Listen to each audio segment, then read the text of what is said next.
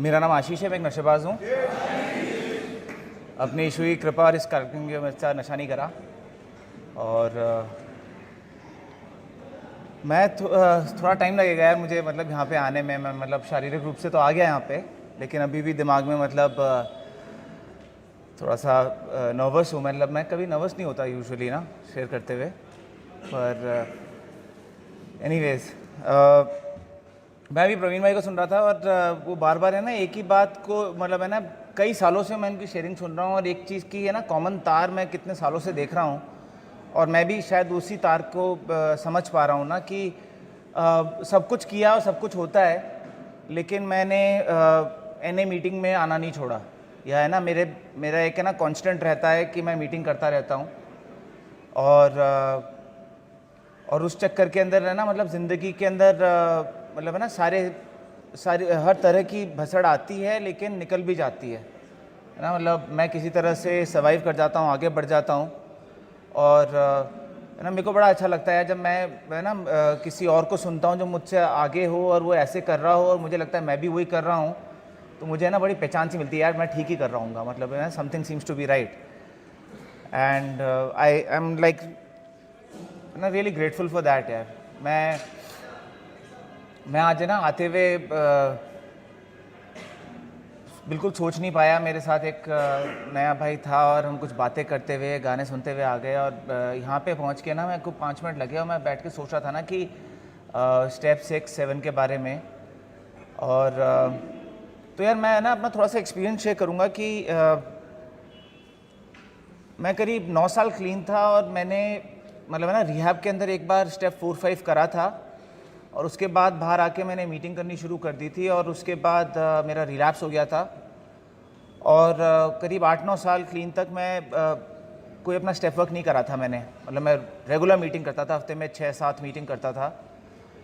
और करीब 9 साल के आसपास है ना मेरे को ऐसा लगने लगा कि है ना बड़ा अजीब सा खालीपन, कि मेरे पास सामाजिक रूप पे और ना बाहर की दुनिया में सब कुछ था है ना। मतलब मैं पढ़ाई हो गई थी, नौकरी कर रहा था, शादी भी हो गई थी, पैसे भी कमा रहा था, शरीर भी ठीक था, और मैं अंदर से एकदम खाली था ना।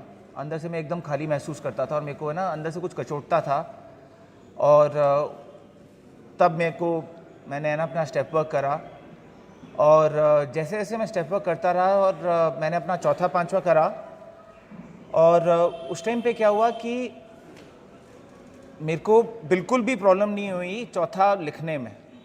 मैं बहुत सुनता था मीटिंग के अंदर कि लोगों को कोई शेयर करता था कि ऐसे प्रॉब्लम हो रही है, वैसे प्रॉब्लम हो रही है। मुझे बिल्कुल भी प्रॉब्लम नहीं हुई, क्योंकि जो उसमें लिखा हुआ था, सवालों में जो लिखा हुआ था, कई क्वेश्चंस बड़े येस और नो वाले थे ना, बाइनरी क्वेश्चन थे कि करना क्यों है, क्योंकि करते हैं यार, यहाँ पे सब लोग करते हैं तो मैं भी कर रहा हूँ, उस टाइप से। मेरे को कोई ख़ास प्रॉब्लम नहीं हुई चौथा लिखने में, और मैंने काफ़ी मेहनत से और काफ़ी डिटेल में लिखा। फिर मैंने अपना 5वां कदम करा अपने स्पॉन्सर के साथ, और उसके अंदर भी मतलब कोई ख़ास प्रॉब्लम नहीं हुई, क्योंकि मुझे इतने टाइम तक है ना, क्योंकि मैं रेगुलर मीटिंग कर रहा था तो मेरे डर बहुत कम हो गए थे है ना। क्या निकल के आएगा इन कदमों के अंदर लिख के, तो क्या निकलेगा यार, सारे ऐसे हैं। और तो मेरे को कोई ख़ास डर नहीं था। मैंने 5वां कदम भी करा, और जब मेरा 6ठा शुरू हुआ तो मतलब क्या है, 6ठा कदम कोई ऐसे शुरू होने वाला नहीं है ना। मतलब वो हम पूर्ण रूप से तैयार हुए कि ईश्वर हमारे इन सभी चारित्रिक दोषों को निकाल दे। तो मतलब मुझे कुछ नहीं करना है, मतलब इन द सेंस पूर्ण रूप से तैयार हुए का मतलब है ना कोई मापदंड नहीं है यार, कोई है ना। मतलब चौथा कदम लिखने का एक मापदंड है कि भाई स्टार्ट करा लिखना, ख़त्म कर दिया लिखना, तो मतलब ख़त्म हो गया चौथा कदम। 5वां कदम मतलब किसी के साथ अगर अपनी वो बातों को बता दिया तो ख़त्म हो गया। 6ठा कदम शुरू कैसे होता है, ख़त्म कैसे होता है, उसका कोई मापदंड नहीं है कि हम पूर्ण रूप से तैयार हुए कि ईश्वर हमारे इन सभी चारित्रिक दोषों को निकाल दे। और पर क्योंकि मैं एक स्पॉन्सर के साथ काम कर रहा था और उसको अनुभव था, और तो मुझे बोला गया कि चलो ठीक है, तैयार होते रहोगे और चलो लिखना शुरू करो। और मैंने ना वो जो लिखा, जो 6ठे कदम का अपना स्टेप वर्किंग गाइड से, और वो सब लिखा, और मेरे को 5वें कदम में समझ में आया था करीब मेरे ना 10-11 दोष बड़े बड़े से निकल के आए थे कि हाँ ये दोष हैं और इससे मेरे को प्रॉब्लम होती है। और लेकिन जैसे जैसे मैं छठा कदम लिख रहा था और थोड़ा बहुत रीडिंग भी कर रहा था ना, तो मेरे को है ना हमारी किताब में it works how and why में कहीं पे लिखा हुआ है यार कि हमारे चारित्रिक दोष कोई है ना आर नॉर्मल चीज़ें हैं। मतलब है ना दुनिया में सबको गुस्सा आता है, सबको ईर्ष्या होती है, सबको जलन होती है। तो मेरे अंदर अगर जलन की फीलिंग है तो वो जलन की फीलिंग अपने आप में नॉर्मल है। इंसान हूँ तो वो होगा, मतलब है ना इंसान हूँ तो वो होगा। लेकिन मेरे अंदर वो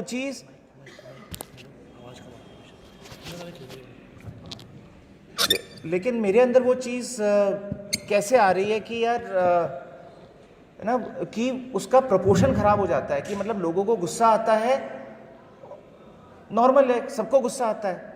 लेकिन मैं अपने गुस्से के अंदर जाके किसी का सर तोड़ दूं, या मैं अपने गुस्से में जाके है ना मैंने अपने घर के ऊपर एक बार ऐसा करा था जब मैं नया नया क्लीन हुआ था।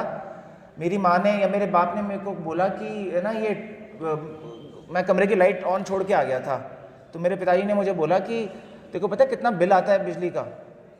मेरे को उस टाइम पे ऐसा गुस्सा आया, मैं रसोई में गया, बेलन उठाया और घर की सारी लाइटें तोड़ दी, है ना। तो वो आउट ऑफ प्रोपोर्शन होना वो चारित्रिक दोष हो जाते हैं।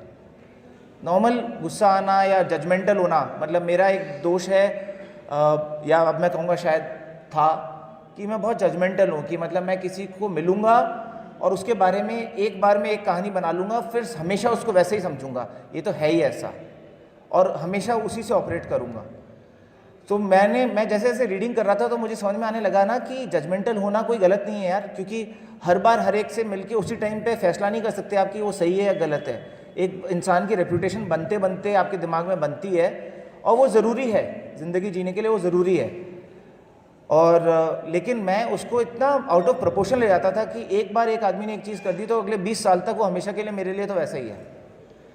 तो उसको है ना प्रोपोर्शन में लाना, वो थोड़ा सा मैं सीखने लगा जब मैं यहाँ पे मतलब है ना मैं पढ़ रहा था, स्टेप वर्किंग गाइड से लिख रहा था, किताबें पढ़ रहा था, मीटिंग कर रहा था, और करते करते ना वो 11 में से करीब 9 दोषों के सामने मेरे को ये हो गया कि यार ये 9 तो नहीं चाहिए। और लेकिन मेरे कुछ 2 दोष ऐसे थे जो मुझे बड़े प्यारे थे यार, और उनमें से एक था इनफिडेलिटी। मतलब मैं शादीशुदा था but I was having an affair outside my marriage, और है ना एक और था। तो मतलब मैं ना मुझे ये दोनों दोष बड़े प्यारे थे यार, I did not want to let go of them. मुझे लग रहा था कि नहीं यार ये तो नहीं छोड़ने। और ऐसी अवस्था में मैं अपने स्पॉन्सर से बात करने लगा, और तो मेरी बात हुई तो मैंने कहा कि जी ऐसा कर सकते हैं कि 9 छोड़ देते हैं और 2 रख लेते हैं, मतलब मांडवाली हो जाए थोड़ी सी कि है ना ये 2 मेरे को नहीं छोड़ने, मैं इसके लिए प्रार्थना भी नहीं करना चाहता। तो वो स्पॉन्सर कहता है कि यार क्या लिखा है ज़रा पढ़ियो वापस से। तो है ना छठे कदम में लिखा है, हम पूर्ण रूप से तैयार थे कि ईश्वर हमारे इन सभी चारित्रिक दोषों को निकाल दे। तो पूर्ण रूप से भी तैयार होना था, सभी के लिए भी तैयार होना था। तो मैंने अपने स्पॉन्सर को कहा कि जी मैं तो तैयार नहीं हूँ, मतलब थैंकफुली है ना मेरा बड़ा साफ सीधा सा रिश्ता था। मैंने कहा मैं तो तैयार नहीं हूँ, मेरे को अच्छा लगता है बाहर सेक्स करना, मतलब बड़ा अच्छा लगता है, मैं तो नहीं तैयार हूँ इसको छोड़ने के लिए। तो क्या हुआ कि मेरे स्पॉन्सर ने मेरे को बड़ा प्यार से बोला कि ठीक है नहीं है तैयार तो stay with this feeling, but है ना स्टे विथ इट, है ना विलिंगनेस आ जाएगी, और जब तू तैयार होगा तभी छठा कदम पूरा होगा। तो ये होने लगा। फिर मुझे 1-2 जगह पे ना मैं बड़ा ही जजमेंटल था यार, मतलब मैं अपनी वाइफ के साथ मेरी वाइफ को कोई ना मेडिकल प्रॉब्लम हुई और मुझे लगा कि वो उसको एग्जैजरेट कर रही है, दवाइयाँ ज़्यादा खा रही है, उसको इतनी दवाइयाँ नहीं खानी चाहिए, डॉक्टर सारे बेवकूफ़ हैं, ये तेरे को बेवकूफ़ बना रहे हैं, ऐसे करके मेरे दिमाग में कुछ चला और मैं उसको बार बार वैसे ताने मारता था। वो दोस्त था मैं जो छोड़ना चाहता था, और ये दोस्त था मैं नहीं छोड़ना चाहता था। लेकिन बार बार मुझे फिर समझाया गया है ना, फिर मेरे को मेरे स्पॉन्सर ने बोला कि ठीक है नहीं छोड़ना तो स्टे विथ इट, कोई बात नहीं, बट ये जानना कि तो भी छठे कदम पे ही है, तू तैयार नहीं है, तू विलिंग नहीं है तो कोई बात नहीं। ये करते करते फिर करीब 6 महीने हो गए, और फिर है ना मेरे स्पॉन्सर ने मुझे एक दिन है ना एक लिटरेचर भेजा यार, और लिटरेचर का है ना 1-2 पेज का एक लिटरेचर भेजा और उसमें लिखा था एक्ट एज इफ। बेसिकली उसने मुझसे ये लिखवाया कि अगर तू तैयार होता ये दोस्त छोड़ने के लिए तो तेरे एक्शन क्या होते, अगर तू तैयार होता तो तेरे एक्शन क्या होते। तो मतलब कुछ एक्शंस थे यार जो मैं एक्शंस ले सकता था। तो उसने बोला चल तू वो एक्शंस तो लिख, तू तैयार नहीं है कोई बात नहीं, लेकिन वो एक्शंस लिख कि अगर तू मान ले ये दोस्त छोड़ने को तैयार होता तो तेरे एक्शंस क्या होते। तो मेरा पहला एक्शन तो ये होता है यार कि मैं उसका फ़ोन नंबर डिलीट कर देता अपने फ़ोन से, मतलब बात नहीं करता तो मतलब बेस्ट एक्शन होता कि मैं फ़ोन नंबर डिलीट कर देता। तो ना मैंने वो लिखे कि मेरे एक्शंस क्या होंगे कि अगर मैं तैयार होता, और मैंने लिखा और थोड़े दिनों बाद मैंने वो कर दी हरकत ना, मैंने डिलीट कर दिया। और फिर मैंने कहीं से ढूंढ लिया नंबर, फिर मैंने डिलीट करा, फिर मैंने कहीं से ढूंढ लिया। तो मतलब मेरा ये गेम चलता रहा कुछ टाइम तक, लेकिन कहीं ना कहीं मैं तैयार हो रहा था। मतलब मुझे भी नहीं पता चल रहा था कि मैं कैसे पूर्ण रूप से तैयार हो रहा था कि ईश्वर मेरे सभी चारित्रिक दोषों को निकाल दे, क्योंकि ईश्वर ये नहीं कर सकता कि वो 9 को निकाल दे और 2 छोड़ दे, है ना। It doesn't work like that. अगर मुझे 9 से बहुत तकलीफ हो रही है तो मुझे वो 2 भी छोड़ने पड़ेंगे, है ना। मुझे ये बात धीरे धीरे करके समझ में आने लगी कि यार जिससे तकलीफ हो रही है अगर उससे बचना है तो वो 2 भी छोड़ने पड़ेंगे जिनसे मज़ा आ रहा है। तो मैं ना बड़ा मरे दिल से, मतलब मैं धीरे धीरे करके ना मेरे को लगने लगा कि शायद मैं विलिंग हो रहा हूँ, और लेकिन मैं पूरा विलिंग नहीं था। उसके बाद मेरे को लगता है कि ना 7वां कदम मेरे साथ अपने आप हो गया, क्योंकि मैंने प्रार्थना, अगर मैं विलिंग होता तो मैं क्या करता, मैं भगवान से प्रार्थना करता कि भगवान ये दोष हटा दे। अगर मैं विलिंग होता, वैसे तो विलिंग नहीं था, तो मेरे को बोला गया कि चल एक्ट एज इफ। सो मैंने झूठी प्रेयर करनी शुरू करी कि हटा दे भगवान, एंड मैं अपनी प्रार्थनाएं करने लगा और वो सब करने लगा। और वो 7वां कदम है ना कि हमने नम्रता से विनती की कि वे हमारी कमियों को निकाल दें, क्योंकि बार बार मुझे ये लगता था मेरे दोषों के ऊपर कि मेरा कंट्रोल है उनके ऊपर। जैसे मेरे को जजमेंट था मेरा, तो मुझे बार बार ऐसा लगता था कि मेरा कंट्रोल है इस पर। मतलब कंट्रोल कैसे होता है कि जब मुझे पता है कि यार आशीष अभी तू है ना अपनी बीवी को वो ताना मारने वाला है, मुझे पता चल जाता था, और मैं सोचता था नहीं मारूंगा, मैं उसको दबाऊंगा, और मैं उसको दबाता था, फट करके फिर 2 दिन बाद या 1 दिन बाद फट करके इतना गंदी तरीके से निकलता था।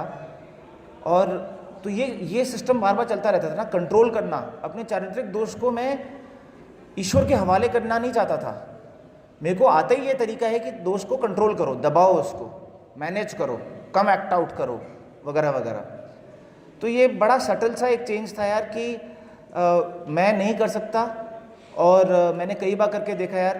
एक दिन रात को मैंने 2 बजे अपने स्पॉन्सर को फ़ोन किया और रो रहा था मैं मेरी बीवी एक कमरे में सो रही है, मैंने उसके साथ कुछ बदतमीज़ी से बात करी है, और बात है ना मुंह से निकलती पता चल गया कि मैंने गोबर कर दिया ना। मतलब मुंह से निकला नहीं और मेरे को पता चल गया कि यार ये क्या गलत चीज़ बोल दी तूने।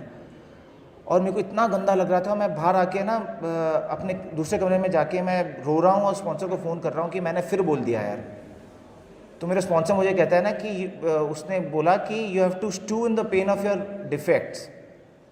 कहता है कि जैसे वो समोसे को एक वो झारी लगा के दबाते हैं ना तेल में, वैसे एक बार तू अपने डिफेक्ट्स के साथ जलेगा, उसके बाद विलिंग होगा। तो ऐसे करते करते करते करते यार मेरे को पता भी नहीं चला मैं कब विलिंग हुआ। मैंने तो सिर्फ एक्टिंग करना शुरू करा, मतलब एक्ट एज इफ करना शुरू करा कि अगर मैं विलिंग होता तो मेरे एक्शन क्या होते। तो मैं वो सारे एक्शन करने लगा, और फिर भगवान ने कैसे काम करा यार। मेरे को ये भी बड़ी बहुत ही अमेजिंग सी चीज़ लगती है। मेरी 2 गर्लफ्रेंड्स थी जिनके साथ मैं उस टाइम पर टच में था। जैसे ही मैंने ये झूठी नकली प्रार्थना करनी शुरू करी, एक तो कनाडा चली गई और एक कहीं बिहार में कहीं पटना वटना चली गई। मतलब जैसे ही मैंने प्रार्थना करनी शुरू करी, अपने यहाँ पता नहीं क्या सेटिंग हुई, दोनों की दोनों मेरे जीवन से गायब हो गई। और मैंने कहा यार मतलब है ना ऐसे एक्सपेक्ट तो नहीं करा था, पर ठीक है कर दिया ऊपर वाले ने, तो ठीक है। क्योंकि मेरे में हिम्मत नहीं थी यार, मेरे से नहीं रुका जाता था। तो उसने कहा कि चल तू थोड़ा विलिंग हो रहा है ना, तो भगवान ने फिर बाकी काम कर दिया कि चल बाकी काम मैं कर देता हूँ। और वही है यार कि 7वें कदम के अंदर है ना बार बार गेम ये है कि मैं मेरे दोषों के को पकड़ के रखना चाहता हूँ ना, कि मैं हटना नहीं चाहता। इट्स लाइक वो हायर पार है, मैं ना अपने दोष के और मैं अपने हायर पार के सामने खड़ा हो जाता हूँ कि नहीं नहीं ये इसमें मज़ा आ रहा है, मुझे को ये करना है, क्योंकि मुझे लगता है यही मेरी पहचान है। मैंने उन दिनों में ना एक चीज़ और कराता था मेरा स्पॉन्सर मुझे कि है ना दोष लिखो एक ना कार्ड के ऊपर और उसके पीछे उसका स्पिरिचुअल ऑपोजिट लिखो कि ये दोष है और इसका आध्यात्मिक ऑपोजिट क्या है। तो मैंने वो करना शुरू करा तो मतलब मेरे को ये भी समझ में आने लगा कि दोष हटेगा तो वहाँ पे कुछ आना चाहिए ना, अगर कोई चीज़ हटेगी तो उसकी जगह कुछ आएगा।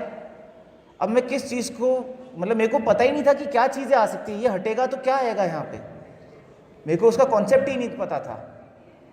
और लेकिन फिर धीरे धीरे करके मेरे को वो कॉन्सेप्ट समझ में आने लगा यार कि मतलब मैं क्या इसका आध्यात्मिक ऑपोजिट क्या हो सकता है, स्पिरिचुअल ऑपोजिट क्या हो सकता है। और मेरे को ये बोला गया ना कि तू वो कार्ड्स बना और रोज़ सुबह एक कार्ड अपनी जेब में डाल के लेकर घुमा कर। मैंने करा ना कुछ दिन वो भी कि मतलब मेरे को गुस्सा आता था, गुस्से का है ना मेरे को बड़ा अच्छा लगता था ना acceptance, basically acceptance is the answer to all anger ना। और मैं वो करने लगा और करते करते करते यार मेरे को पता ही नहीं चला कि कब मेरे को है ना बहुत राहत मिल गई यार। मेरे को ऐसा लगा कि मैं अपने आप को पहचानना डिफ़िकल्ट हो गया, ऐसा लगता था कि अरे मैं तो बदल गया यार, एकदम ही बदल गया। और लास्ट में यार मैं ना हमारी स्टेप वर्किंग गाइड में 1 मिनट और लूँगा यार, हमारी स्टेप वर्किंग गाइड में एक सवाल है, मेरे को उससे बहुत मदद मिली थी यार। वो सवाल ऐसा कुछ है कि वो कहता है कि लिखो कि अगर आपके दोस्त चले जाएंगे तो आपका जीवन कैसा होगा। मैं वो लिखता था और मेरे को 1 हफ्ते तक मैं वो चीज़ रोज़ लिखता था कि अगर मेरे दोस्त चले गए तो मेरा जीवन कैसा होगा। मेरे को रोना आ जाता था यार जब मैं लिखता था ना कि यार मेरा जीवन ऐसा हो जाएगा कि मतलब है ना मेरे दोस्त चले जाएंगे तो मेरा जीवन कैसा हो सकता है। मेरे को उसका है ना एक क्लियर विवरण सा मिलने लगा। जैसे जैसे वो विवरण मिलने लगा वैसे वैसे वो मेरे लिए ज़्यादा कॉन्क्रीट सच्चा होने लगा कि यार हो सकता है। और मेरे को ज़्यादा मेहनत नहीं करनी पड़ी ना, फिर वो हो सकता है ने मुझे खींचा कि चल करते हैं। ये मेरा अनुभव था यार स्टेप 6 और 7 के साथ। Thank you.